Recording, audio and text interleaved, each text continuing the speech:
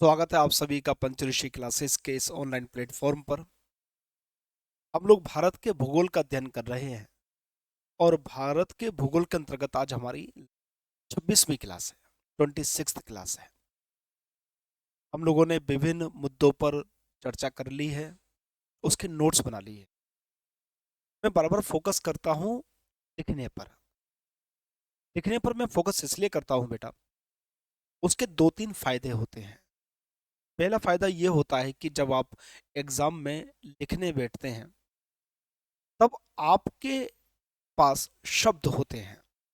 अगर आप लोग बोलना शुरू करें, आप लोग लिखना शुरू करें, तो आपके पास शब्द भंडार इकट्ठे होते चले जाते हैं। और अगर आप लिखना, बोलना, पढ़ना बंद कर देते हैं तो शब्द भंडार भी आपके पास समाप्त हो जाते हैं। तो शब्दों का कलेक्शन होना आपके पास अत्यंत आवश्यक है, क्योंकि परीक्षा में बैठकर तुरंत चीजों को बनाना, चीजों के बारे में लिखना, ये सब कुछ करना पड़ता है। उस वक्त आपके पास शब्द होने चाहिए, और ये शब्दों का विकास तभी होगा जब आप उसको लिखेंगे। पहली बात। दूसरी बात, आप जब लिखते हैं तो आपकी राइटिंग सुधरती है। तीसरी बात, कागज पर कहाँ पर कौन सा पॉइंट लिखा जाए, ये लिखने के बाद ही समझ में आता है। हम लोग मैथमेटिक्स पढ़ा करते थे अपनी छोटी क्लास में, तब हमेशा हमारे सर किया करते थे कि आप लिख लिख कर प्रैक्टिस कीजिए, आप उसको सॉल्व कीजिए। सॉल्व करने का कारण सिर्फ यह था कि किस जगह हम कहाँ पर अटक अटक जाएंगे, ये तभी हमको मालूम पड़ता जब वो चीज़ हम अपने हाथ से करते थे। यहाँ पर भी बिल्कुल वही कॉन्सेप्ट है। और जितना ज़्यादा आप लिखेंगे, अब विश्वास मानिएगा कि आप अपनी सफलता के उतने नज़दीक पहुंच जाएंगे। इसलिए बार बार मैं बात कहता हूँ कि नोट्स बनाइएगा, आप लिखिएगा और लिखने की प्रैक्टिस कीजिएगा। याद करने के बाद उसको लिख लिख कर देखिए। चलिए अपने सब्जेक्ट पर लौटते हैं, अपने टॉपिक पर लौटते हैं। आज से हमारा परिवहन टॉपिक प्रारंभ हो रहा है और लगभग 2 क्लासों में चलेगा। आज हम लोग सड़क परिवहन की बात करेंगे। सड़क परिवहन परिवहन का एक महत्वपूर्ण साधन है, और वर्तमान समय में आप लोगों ने देखा होगा कि मोदी सरकार में हाईवेज पर बहुत ज़्यादा काम हो रहा है, सड़क पर बहुत ज़्यादा काम हो रहा है नितिन गडकरी जी की देखरेख में। बहुत सारे एक्सप्रेस वे बन रहे हैं, बहुत सारे हाईवेज बन रहे हैं, बहुत सारे हाईवेज का चौड़ीकरण हो रहा है। ये सब कुछ हम लोग देख, ताकि सड़क का एक जाल बनाने का जो एक सपना देखा था, वो अटल बिहारी वाजपेयी जी की सरकार में देखा गया, जिसको मूर्त रूप प्रदान किया जा रहा है मोदी सरकार के द्वारा। वर्तमान में आप लोगों ने देखा कि बहुत सारे हाईवेज के नाम बदल दिए गए, उनकी संख्या बदल दी।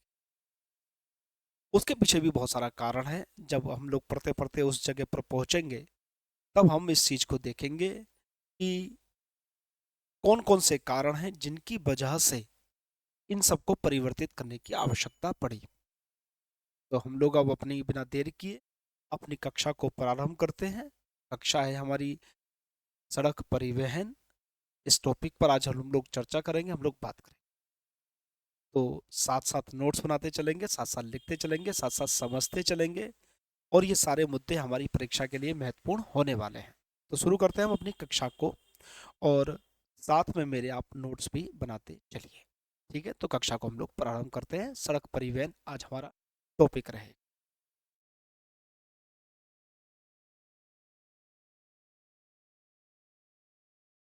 हम एक बेसिक चीज को लेकर प्रारंभ करेंगे, और बेसिक चीज है हमारा परिवहन।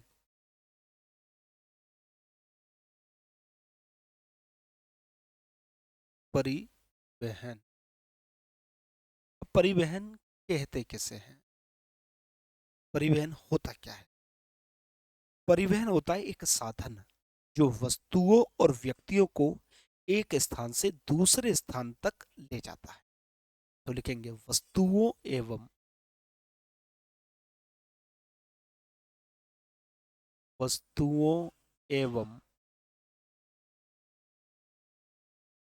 व्यक्तियों को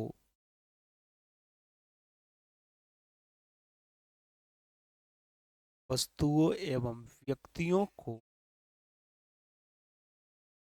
एक स्थान से एक स्थान से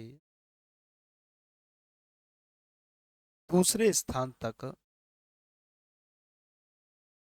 एक स्थान से दूसरे स्थान तक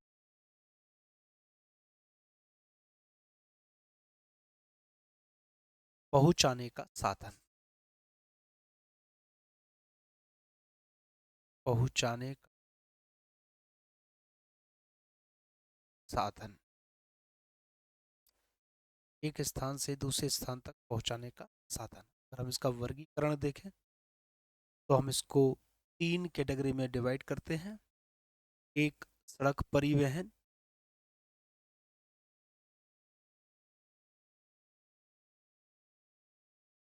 सड़क परिवहन। सड़क परिवहन के अंतर्गत, या स्थल परिवहन कह लो, स्थल कह लीजिएगा, सड़क मत कहिएगा, स्थल कह दीजिए, स्थल परिवहन। दूसरा, जल परिवहन।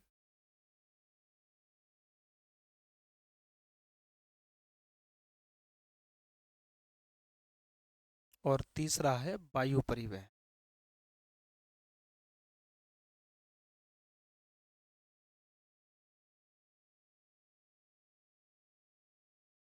वायु परिवहन। अगर स्थल परिवहन की बात करें तो इसको फिर से दो कैटेगरी में डिवाइड करते हैं हम लोग। सड़क परिवहन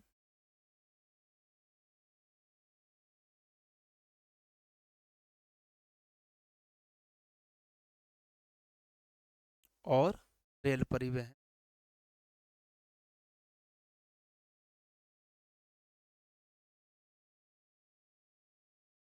अगर जल परिवहन की बात करें तो फिर हम इसको दो कैटेगरी में बांट सकते हैं। एक, आंतरिक जल परिवहन।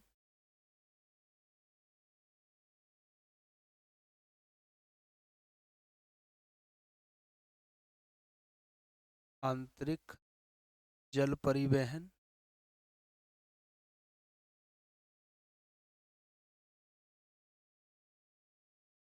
दूसरा, अंतर्राष्ट्रीय जल परिवहन।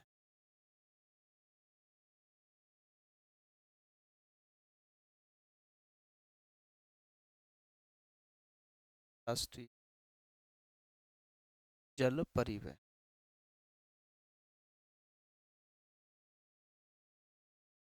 वायु परिवहन को भी हम लोग दो भागों में बांट सकते हैं, घरेलू और अंतर्राष्ट्रीय। एक, घरेलू उड़ानें जो देश के अंदर होती हैं। दूसरी, अंतर्राष्ट्रीय उड़ानें जो दो देशों के मध्य हो।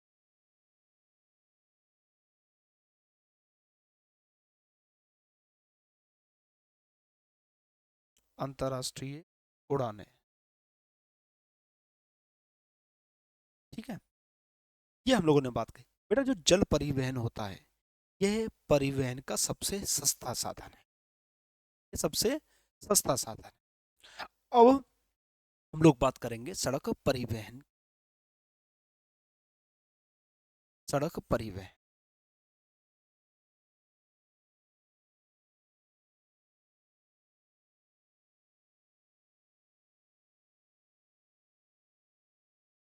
लोग बात करेंगे सड़क परिवहन।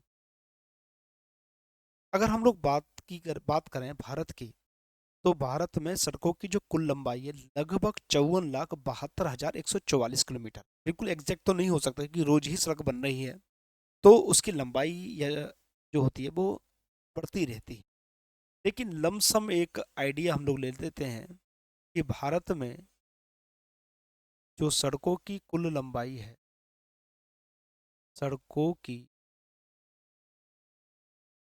कुल लंबाई है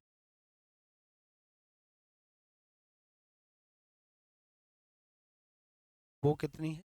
54,72,144 किलोमीटर। 144 किलोमीटर। भारत का जो सड़क परिवहन तंत्र है ये यूएसए के बाद विश्व का दूसरा सबसे बड़ा सड़क तंत्र है। सबसे बड़ा यूएसए का है, यूनाइटेड स्टेट ऑफ अमेरिका का। उसके बाद भारत का नंबर आता है। तो लिखेंगे भारतीय सड़क तंत्र,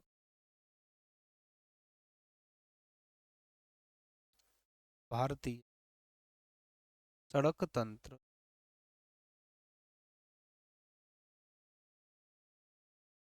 यूएसए के बाद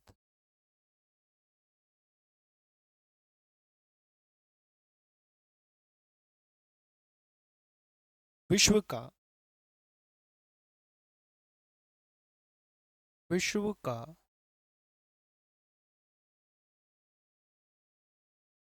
दूसरा सबसे बड़ा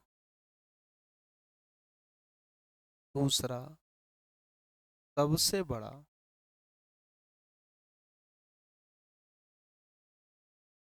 सड़क तंत्र है। दूसरा सबसे बड़ा सड़क तंत्र। ठीक है, अगर भारत की बात की जाए तो सर्वाधिक लंबी सड़कें कहाँ पर हैं? तो लिखेंगे सबसे सर्वाधिक लंबा सड़क तंत्र, सर्वाधिक लंबा अगर सड़क तंत्र की बात करें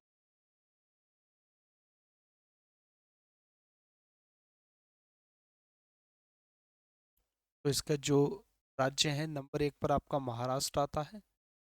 महाराष्ट्र में सबसे ज़्यादा सड़कें हैं, की लंबाई सर्वाधिक है। नंबर 2 पर आता है आपका उत्तर प्रदेश।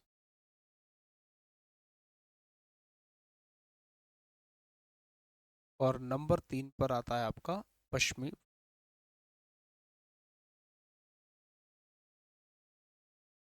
पश्चिमी बंगाल। अगर सबसे कम सड़क तंत्र की बात करें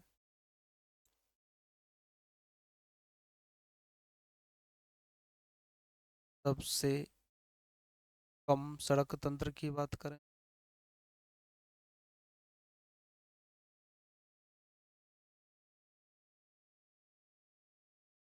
तो नंबर 1 पर है सिक्किम।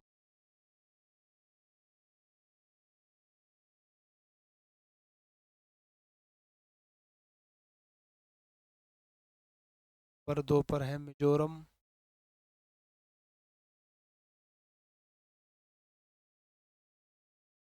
और नंबर 3 पर है गोवा। तो ये क्रम रहा सबसे कम सड़क तंत्र का और सबसे लंबे सड़क तंत्र। सबसे लंबा जो सड़क तंत्र है वो आपका महाराष्ट्र, महाराष्ट्र के बाद उत्तर प्रदेश, उत्तर प्रदेश के बाद फिर वेस्ट बंगाल का नंबर आता है। और सबसे कम सड़क तंत्र की बात करें तो सिक्किम, मिजोरम और गोवा का नंबर आता है। ठीक है बेटा, तो यहाँ तक हम लोगों ने बात करी।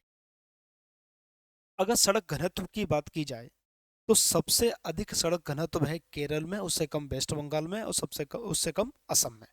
और न्यूनतम सड़क घनत्व की बात की जाए तो सबसे कम जम्मू कश्मीर, फिर अरुणाचल प्रदेश और फिर झारखंड है। सड़क घनत्व कहते हैं कि 100 किलोमीटर के क्षेत्रफल में सड़कों की कुल लंबाई कितनी है, उसको सड़क घनत्व कहा जाता है। अगर सड़क घनत्व के हिसाब से देखा जाए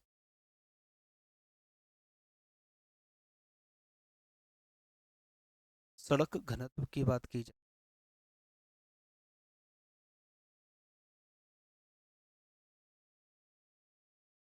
सड़क घनत्व किसे कहा जाता है? प्रत्येक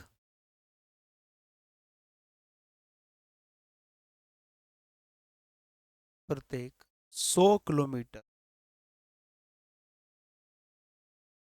स्क्वायर या क्षेत्रफल में सड़कों की कुल लंबाई, सड़कों की कुल लंबाई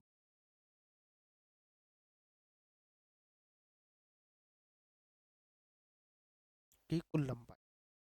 ठीक है, अगर पूछा कोई भारत का सड़क घनत्व कितना है तो ये है 1.66 किलोमीटर पर किलोमीटर स्क्वायर।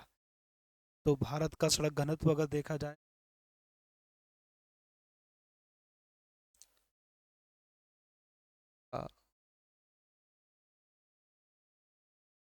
सड़क घनत्व देखा तो कितना है 1.66 किलोमीटर पर किलोमीटर स्क्वायर। ठीक है। अगर अधिकतम सड़क घनत्व की बात की जाए,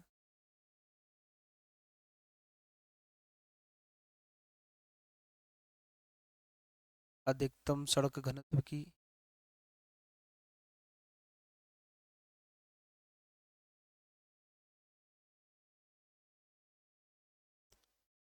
तो केरल है।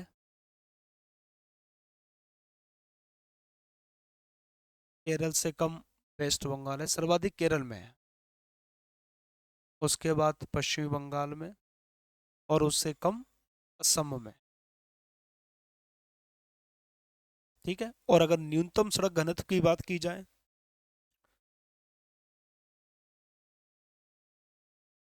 न्यूनतम सड़क घनत्व की,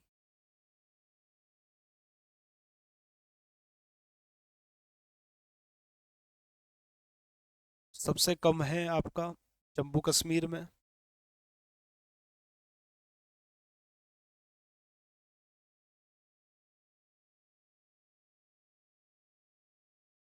जम्मू कश्मीर में। उससे ज़्यादा है अरुणाचल प्रदेश में।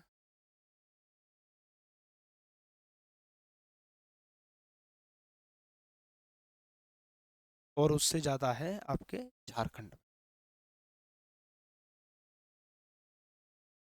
तो सबसे कम में नंबर 1 पर जम्मू कश्मीर, नंबर 2 पर अरुणाचल प्रदेश, नंबर 3 पर झारखंड।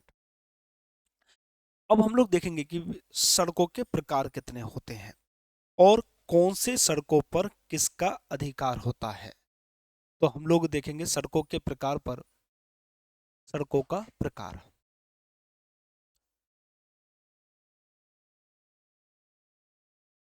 सड़कों का प्रकार। सड़कों का प्रकार के,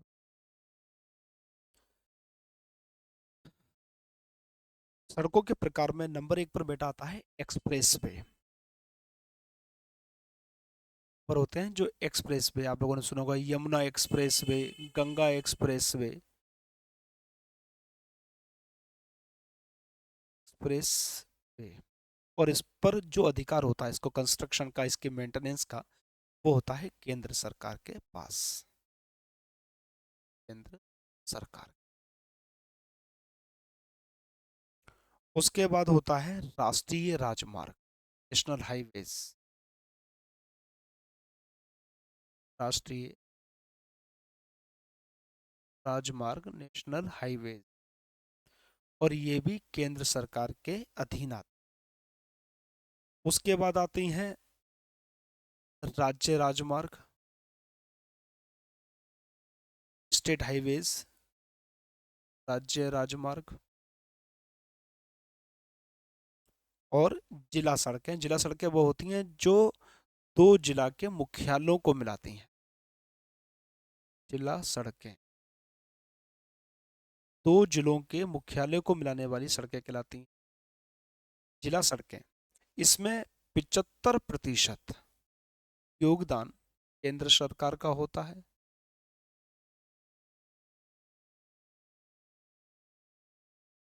और 25% योगदान राज्य सरकार का हो,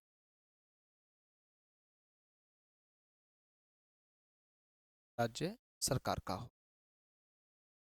चौथे प्रकार की ये हो गई। अगर हम बात करें ग्रामीण सड़कों की,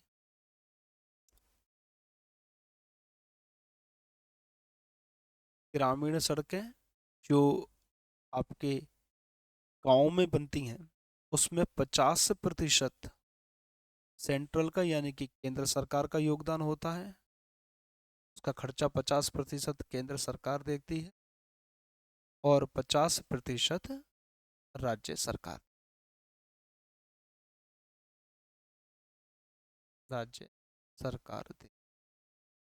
एक और सड़कें होती हैं जो होती हैं सीमा सड़कें, जो होती हैं सीमा सड़कें,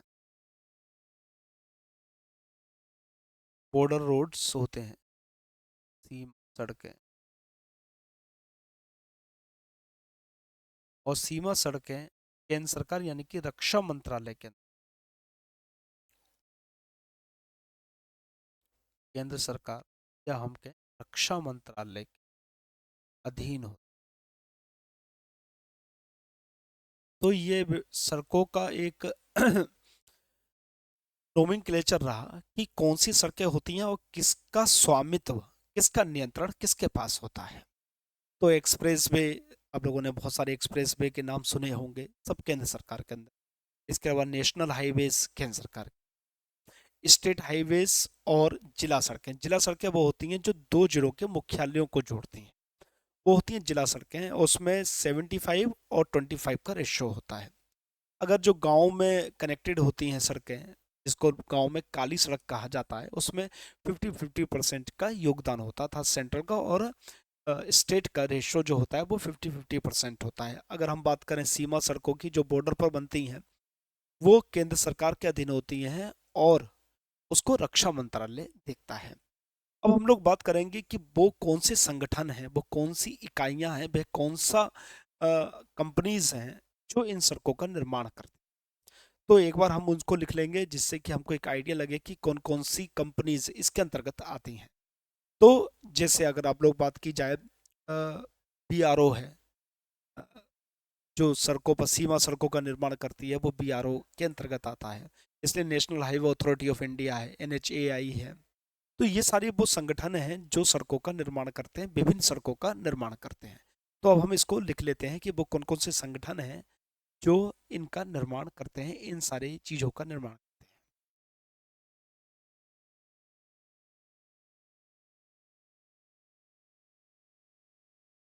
हैं। एक है बेटा, 1988 में स्थापित हुआ था, एनएचएआई।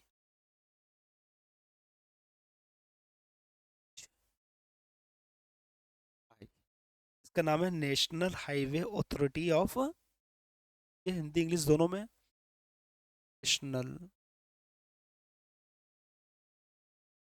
Highway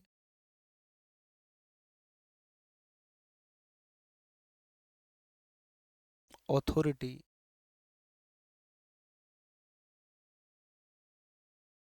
of India.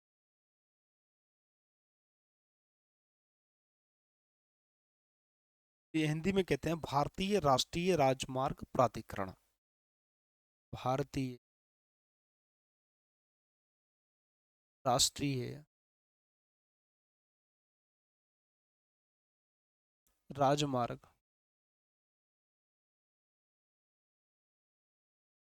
प्राधिकरण।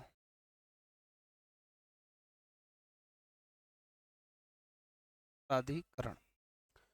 दूसरा है 1998 में स्थापित हुआ है, NHDP. NHDP, national highway development project.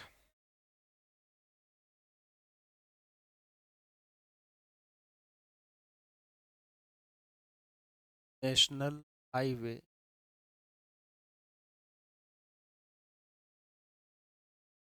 Development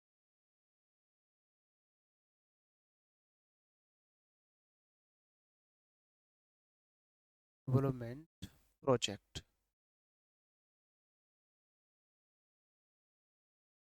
राष्ट्रीय राजमार्ग विकास परियोजना।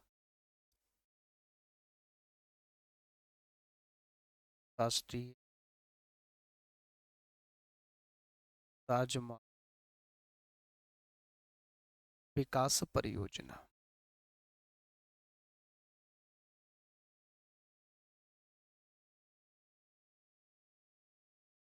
परियोजना।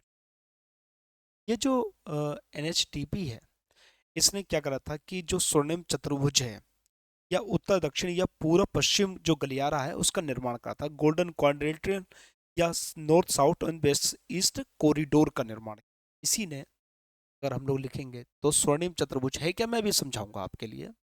बस आप अभी यहाँ पर लिख लीजिएगा कि स्वर्णिम चतुर्भुज अटल बिहारी वाजपेयी जी का ये एक सपना था जिसको पूरा भी किया गया। स्वर्णिम चतुर्भुज या उत्तर दक्षिण पूर्व पश्चिम गलियारा, उत्तर दक्षिण तथा पूरब पश्चिम गलियारा, पूरब पश्चिम गलियारा, पूरब पश्चिम गलियारा का जो निर्माण किया था वो एनएचडीपी ने किया था। 1960 में 1960 में एक संगठन बनाया गया, BRO, border road organisation, border road organisation,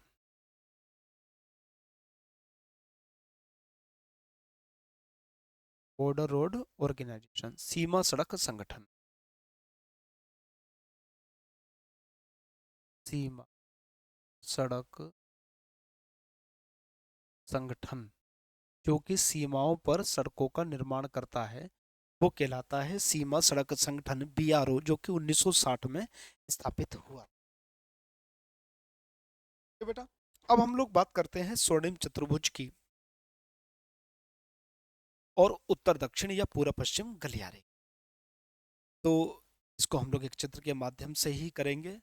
तो पहला हम लोग बात करते हैं स्वर्णिम चतुर्भुज की।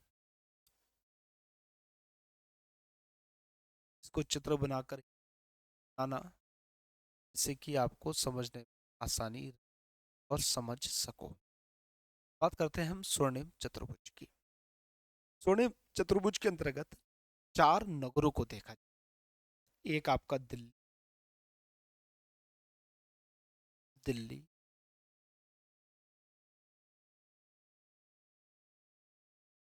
एक है आपका मुंबई,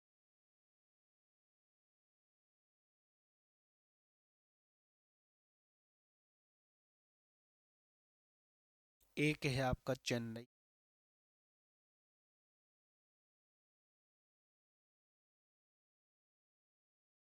और एक शहर है कलकत्ता,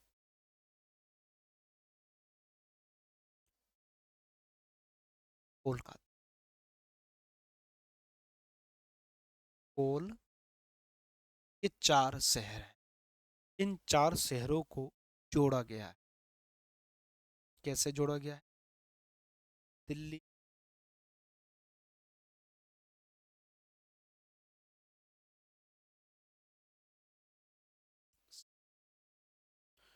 मुंबई, चेन्नई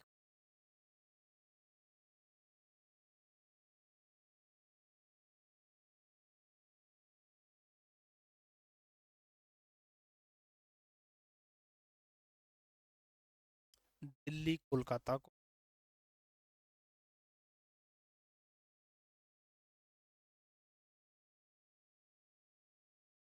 और चेन्नई और कोलकाता,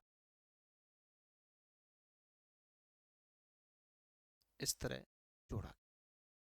ये 4 शहरों को आपस में जोड़ा गया। दिल्ली और मुंबई के बीच की जो दूरी है 1419 किलोमीटर, 14 किलोमीटर, और नेशनल हाईवे 48, 40 से जोड़ता। मुंबई और चेन्नई के बीच की दूरी है 1290 किलो, 1290, और ये 48 से जुड़ता। दिल्ली और कोलकाता के बीच की बात करें तो 1435 किलो, 1435 किलोमीटर, और इसका जो हाईवे है वो नेशनल हाईवे। और अगर हम लोग बात करें कोलकाता और चेन्नई की, 1684 किलोमीटर, 1684 किलोमीटर, और नेशनल हाईवे 16 है। ठीक है, 4 शहरों को जोड़ा गया है, दिल्ली, मुंबई, चेन्नई और कोलकाता। इसको कहा जाता है स्वर्णिम चतुर्भुज। और इसके बीच की जो दूरी है वो हम लोगों ने अंकित कर दी। कौन सा नेशनल हाईवे वहां से गुजर रहा है उसको हम लोगों ने नोट। तो 4 शहरों को जोड़ने वाला ये कहलाता है स्वर्णिम चतुर्भुज, जिसका निर्माण NHDP ने किया। ठीक है, अब हम लोग बात करेंगे पूर्व पश्चिम गलियारे की या उत्तर दक्षिण गलियारे की, और उसके अंतर्गत किन किन शहरों को मिलाया है, किस जगह काट रहा है आपस में, ये सारे प्रश्न हमारे यहाँ पर आते हैं। तो फिर हम लोग अब बढ़ते हैं पूर्व पश्चिम या उत्तर दक्षिण गलियारे की। चित्र बनाइएगा आप लोग, भारत के मानचित्र के साथ ही इसको बनाइएगा, जिससे कि आपके दिमाग में बिल्कुल एक बार इंगित हो जाए कि क्या है कैसे है। ठीक है, तो हम लोग बात करेंगे अब पूर्व पश्चिम और उत्तर दक्षिण गलियारे। इसके लिए फिर से एक बार चित्र लेना होगा। तो ले ले।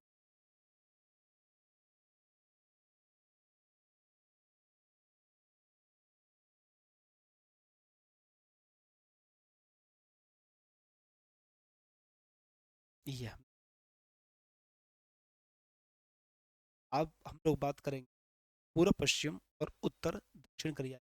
पहले उत्तर दक्षिण गलियारा लिख लेते हैं, उसके बाद फिर इसी चित्र पर हम लोग पूर्व पश्चिम गलियारा, उत्तर दक्षिण,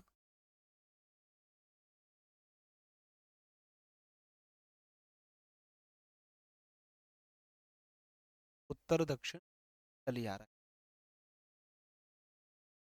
उत्तर दक्षिण गलियारा के अंतर्गत एक नगर है यहाँ पर, जिसका नाम है श्रीनगर।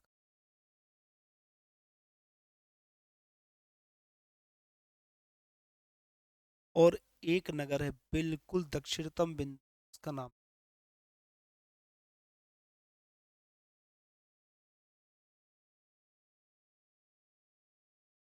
कुमारी। इनके बीच में एक सड़क का निर्माण, इन बीच में सड़क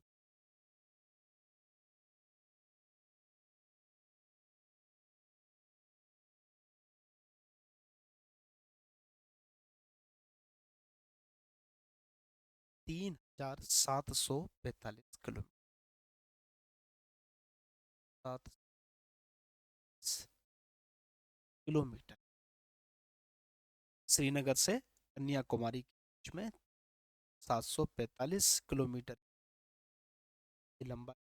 और जो हाईवे है वो नेशनल हाईवे 44 है। श्रीनगर और कन्याकुमारी के बीच में नेशनल हाईवे 44 है, 3745 किलोमीटर। अब ये भारत का सबसे लंबा राष्ट्रीय राजमार्ग है, नेशनल हाईवे 44 3745 का। तो लिखेंगे NH 44, 44 भारत का सबसे लंबा राष्ट्रीय राजमार्ग, भारत सबसे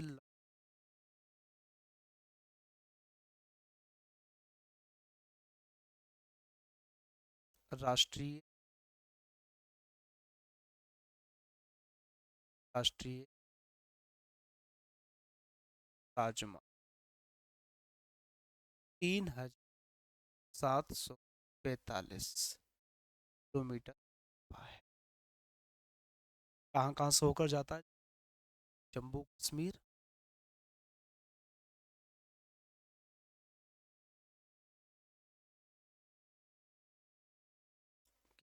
पंजाब,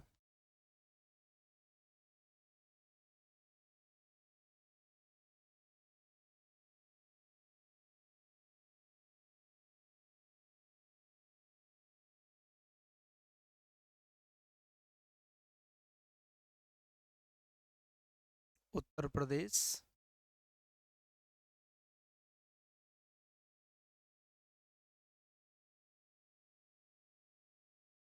मध्य प्रदेश,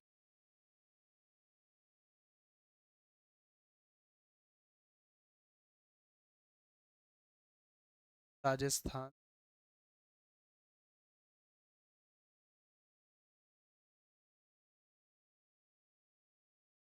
महाराष्ट्र,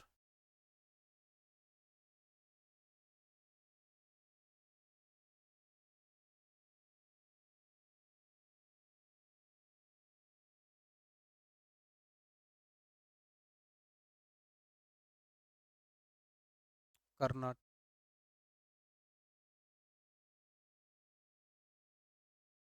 और तमिलनाडु।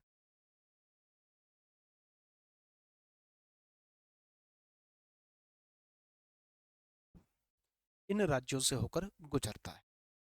अब हम बात करते हैं पूर्व पश्चिम गलियारा। पश्चिम गलियारा,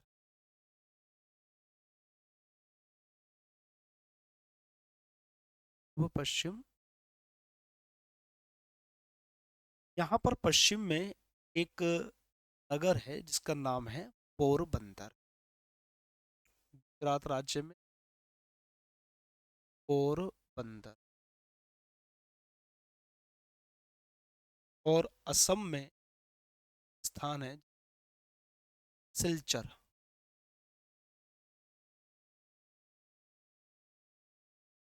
सिलचर साम, आसाम। इन दोनों को आपस में मिलाता हुआ एक हाईवे है।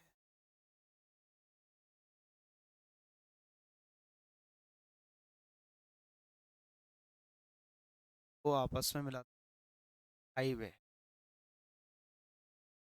जिसकी लंबाई है 3300 किलोमीटर। 3300 किलोमीटर।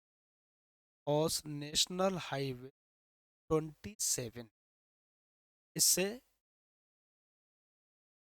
ये है नेशनल हाईवे 27। ये दोनों हाईवे यानी कि उत्तर दक्षिण और पूर्व पश्चिम गलियारा जिस स्थान पर मिलता है वो स्थान है झांसी। झांसी, यूपी। तो ये बात रही हमारी पूर्व पश्चिम उत्तर दक्षिण गलियारा। तो राज्य की बात करें पूर्व पश्चिम गलियारा, तो शुरू करते हैं गुजरात से। गुजरात, गुजरात के बाद राजस्थान,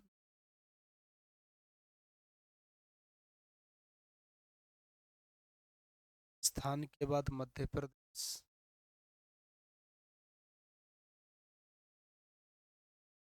मध्य प्रदेश के बाद उत्तर प्रदेश,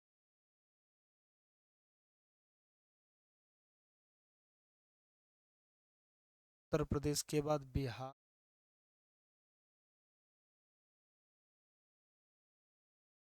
बाद पश्चिमी बंगाल,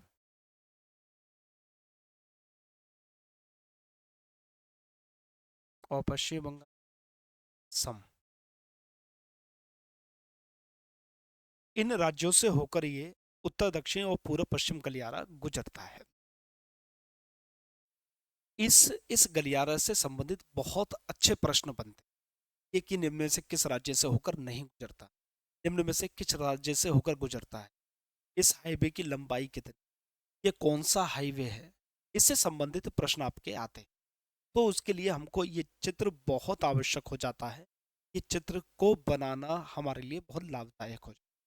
अब ये पॉइंट कि ये दोनों जो गलियारे हैं, चाहे पूर्व पश्चिम गलियारा हो चाहे उत्तर दक्षिण गलियारा हो, ये दोनों किस स्थान पर एक दूसरे को काटते हैं। तो झांसी उत्तर प्रदेश में वो स्थान है जहां पर ये दोनों गलियारे आपस में मिलते हैं। तो ये प्रश्न कई बार आ चुका है और परीक्षा के लिए ये उपयोगी भी है। तो नोट डालकर इस पॉइंट को हम लोग लिखें। नोट डालिए।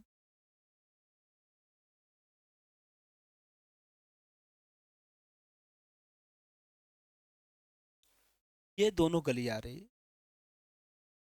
मैं लिख नहीं रहा उत्तर पश्चिम पूर्व पश्चिम व उत्तर दक्षिण है, ये दोनों गलियारे लिख देते। ये दोनों गलियारे एक दूसरे को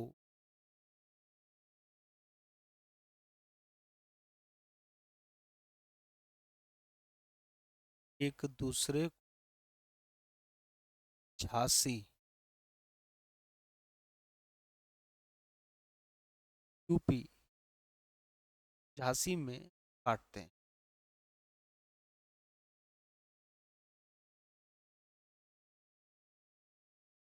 झांसी में काटते हैं।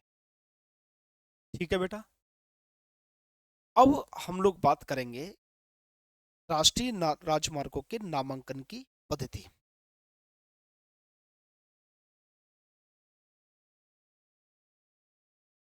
अब इसको बड़ा ध्यान से सुनेंगे, पहले सुनेंगे फिर हम इसको।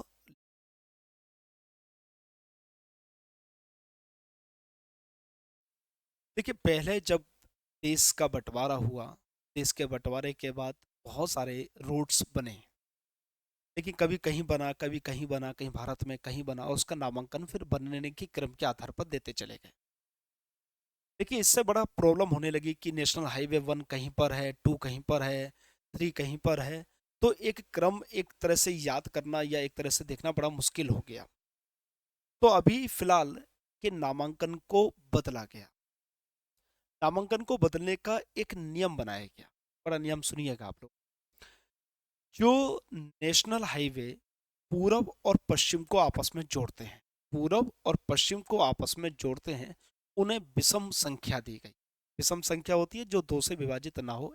3, 5, 7, 9, 11, 13, 15, 17, 19, 21, इस तरह पूरब से पश्चिम तक जोड़ने वालों को विषम नंबर दिए गए। पूरब से पश्चिम को जोड़ने वाले विषम नंबर, उत्तर से दक्षिण को जोड़ने वाले आपके सम नंबर। 2, 4, 6, 8, 10, ये सम नंबर दिए गए उत्तर से दक्षिण तक जोड़ने वाले जितने भी नेशनल हाईवेज होंगे उनके लिए। और जो पूरब से पश्चिम तक जोड़ने वाले हैं उनके लिए आपको नंबर दिए गए विषम नंबर। ऊपर से नीचे से तरफ चलेंगे तो इनकी नंबरों की संख्या बढ़ती चली जाएगी। इसी तरह आप गुजरात से इधर की तरफ बढ़ेंगे तो उनकी संख्या में भी वृद्धि होती चली जाएगी। ठीक है, ये बात मेरे हिसाब से आपको क्लियर हुई होगी। पूरब से पश्चिम विषम, उत्तर से दक्षिण सम। सम नंबर 2, 4, 6, 8 ना, national highway 2, national highway 4, national highway 6।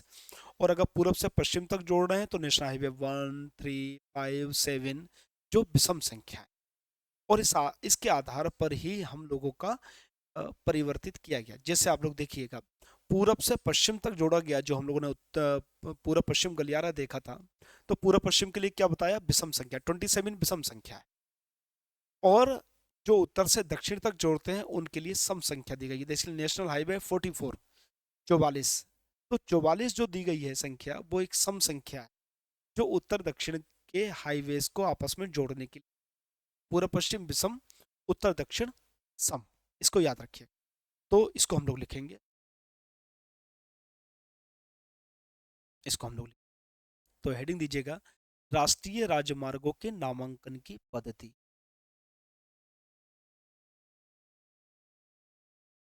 राष्ट्रीय राजमार्गों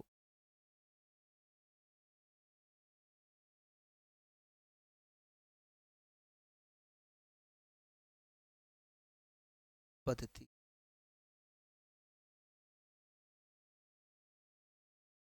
के पद्धति क्या है? अगर हम पूरब पश्चिम की बात करें, जो नेशनल हाईवे पूरब और पश्चिम को आपस में जोड़ते हैं उन्हें क्या दिया गया, विषम संख्या।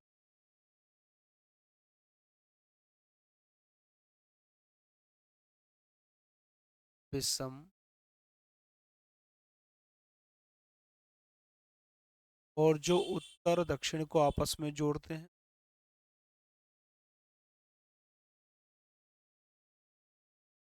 को दिया गया सम संख्या।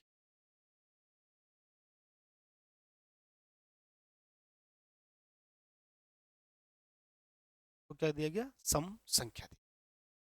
अब कुछ महत्वपूर्ण विषम संख्या वाले राष्ट्रीय राजमार्ग की बात कर ले। तो हेडिंग दे देंगे, विषम संख्या वाले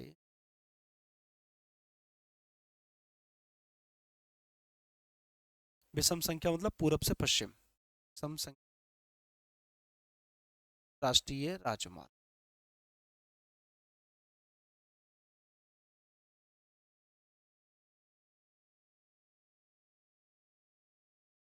राष्ट्रीय राजमार्ग को बात कर ले। पहला आता है नेशनल हाईवे 1। नेशनल हाईवे के बीच में है, उरी और लेह के बीच में। उरी और बीच में है। ठीक है, एक तरफ देखिए, इसको इस तरह देखिए, यहाँ पर आपका स्थान है, उरी को जोड़ता है श्रीनगर से, और श्रीनगर को जोड़ता है। और ये जो गुजरता है ये जोजिला दर्रा के से होकर जोजिला,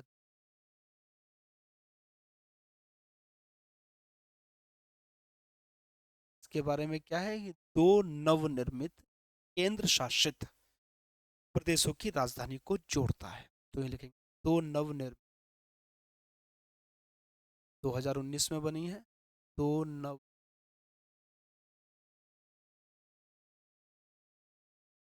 केंद्र शासित प्रदेशों की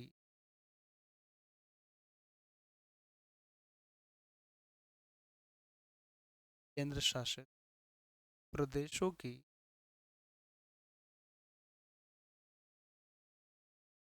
राजधानियों को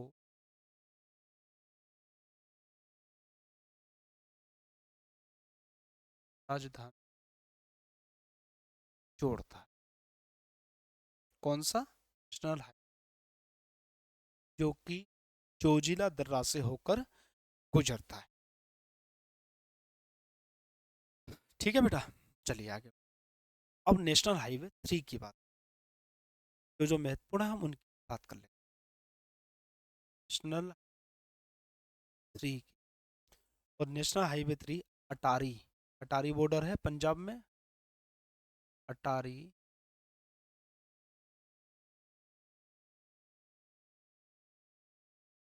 और मनाली हिमाचल प्रदेश में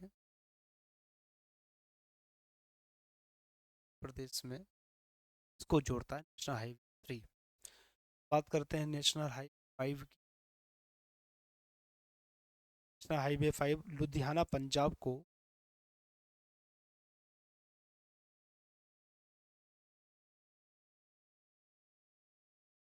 पर है, पंजाब में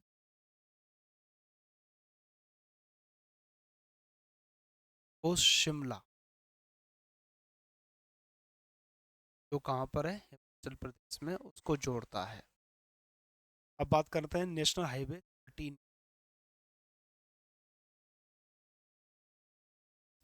नेशनल हाईवे 13 तवांग घाटी को नामचा बर्मा से जोड़ता है। तवांग, जो कहाँ पर है बेटा, जो है अरुणाचल प्रदेश में।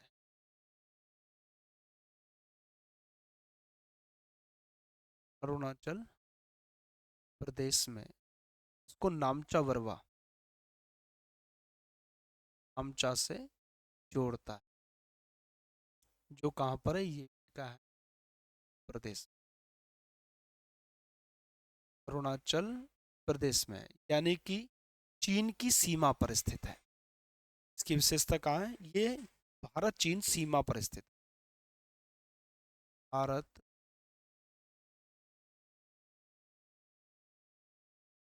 सीमा पर स्थित है।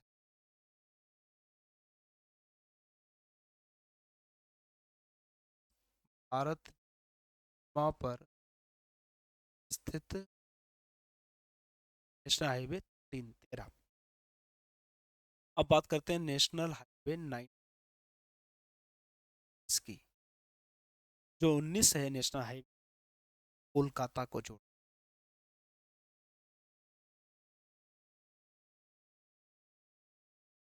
कोलकाता वेस्ट बंगाल को जोड़ता है। पहले इसका नाम था नेशनल हाईवे 2, बदल के अब इसको जीटी रोड भी कहा जाता है, ग्रांड ट्रक रोड, आपको ध्यान हो, सूरी वाला, इससे जी भी कहा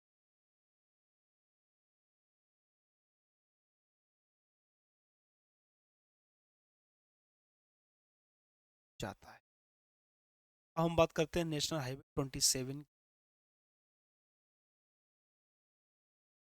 नेशनल हाईवे 27 और नेशनल हाईवे 27 पश्चिम पूर्वी गलियारा के, देखो हम लोगों ने यहाँ पे देखा भी, नेशनल हाईवे 27 पश्चिम पूर्वी गलियारा है, पोरबंदर को सिलचर से जोड़ता, पूर्व पश्चिम या पश्चिम पूर्व गलियारा एक,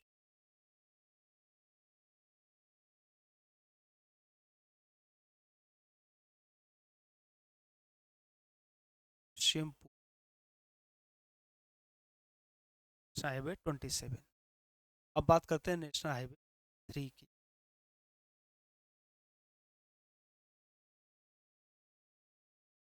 ये सब ओड नंबर चल रहे हैं बेटा। ये हजीरा, हजीरा कहाँ पर है बेटा? गुजरात। जीरा को पारादीप बंदरगाह, उड़ीसा में पारादीप बंदरगाह है। अशोक, सम्राट अशोक के समय में इसका नाम का उल्लेख पारादीप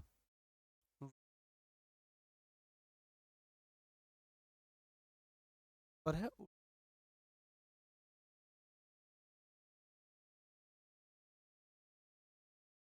ठीक है। ये जो बंदरगाह है ये प्रायद्वीपीय भारत को उत्तर भारत से अलग करता है।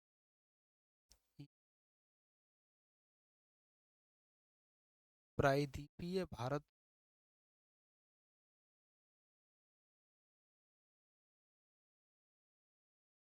प्रायद्वीप उत्तर भारत से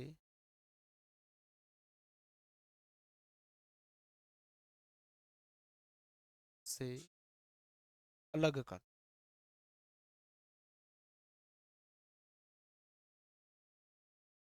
प्रायद्वीप उत्तर भारत से अलग कर। ये बात कर ली हम लोगों ने कुछ ओड नंबर्स की, कुछ विषम नंबरों की और उसके हाईवेज की। अब हम लोग बात करेंगे कुछ सम संख्या राष्ट्रीय राजमार्गों, सम संख्या वाले राष्ट्रीय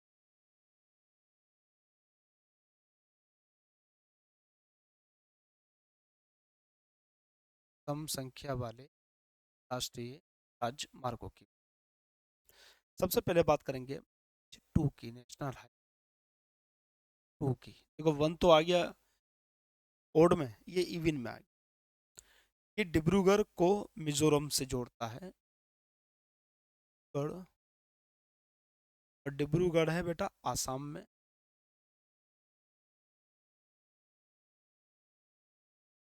एक जगह पड़ती है मिजोरम में सोंध, सोंध से जोड़ता है डिब्रूगढ़ को।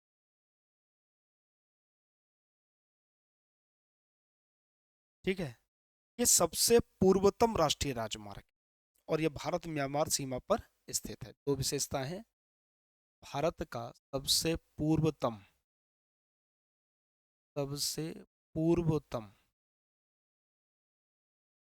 से पूर्वतम हाईवे राष्ट्रीय राजमार्ग,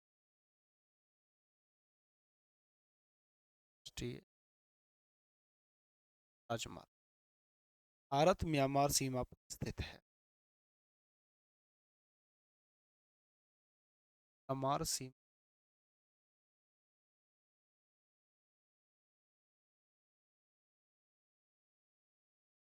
पर स्थित है।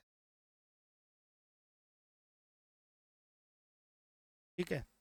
अब बात करते हैं हम NH4 की, फोर की। NH4 जो है ये पोर्ट वेयर को दिगलीपुर यानी कि अंडमान निकोबार में स्थित है। तो इसको अगर हम लोग देखें, पोर्ट विलियर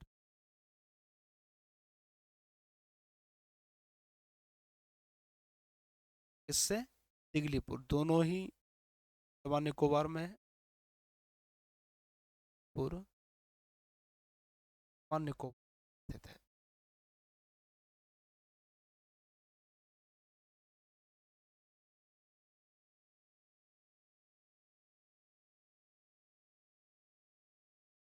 बात करते हैं हम नेशनल हाईवे 8 की। नेशनल नेशनल हाईवे 8 त्रिपुरा और मिजोरम को मिलाता है। आमू स्थान त्रिपुरा में से मिलाता है आइजो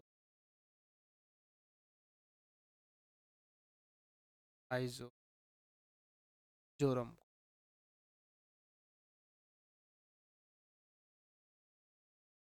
और ये भारत बांग्लादेश सीमा पर स्थित है।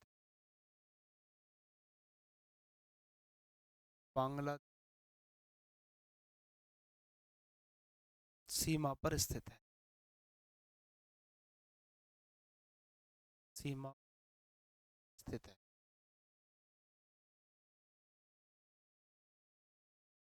ठीक है। चलिए, अब आता है सबसे छोटा राष्ट्रीय राजमार्ग कौन सा है।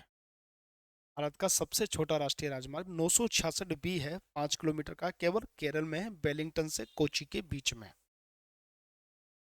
तो दो तीन पॉइंट्स लिख लेते हैं। भारत का सबसे छोटा राष्ट्रीय राजमार्ग, सबसे बड़ा हम लोगों ने देख लिया, भारत का उत्तर दक्षिण गलियारा जो था। भारत का सबसे छोटा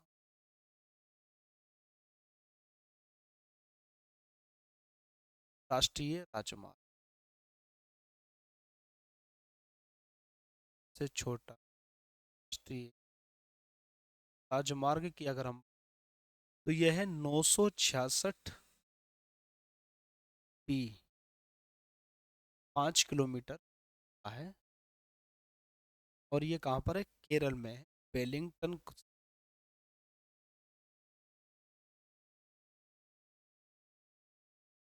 कोची से मिला।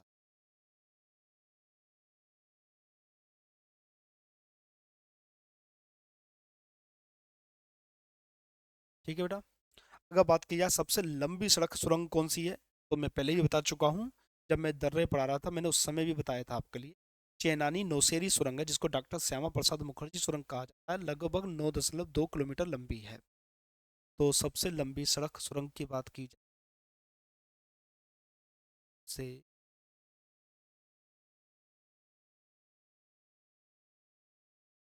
सड़क सुरंग,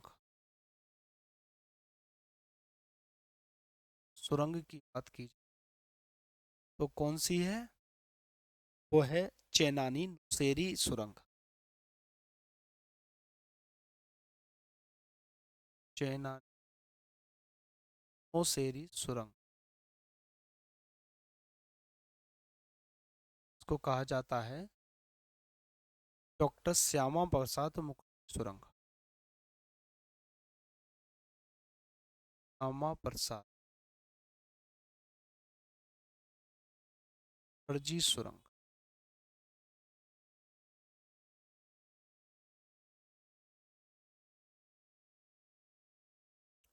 9.2 किलो। अगर दूसरी लंबी, सबसे लंबी सड़क सुरंग की जाए तो अटल सुरंग है, रोहतांग दर्रे से होकर गुजरती है। दूसरी सबसे लंबी सड़क सुरंग की बात की जाए, दूसरी से लंबी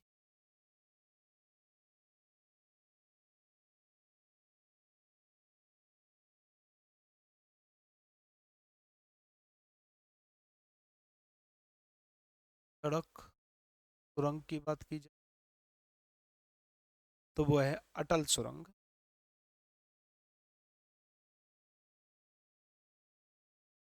सुरंग रोहतांग दर्रे से होकर,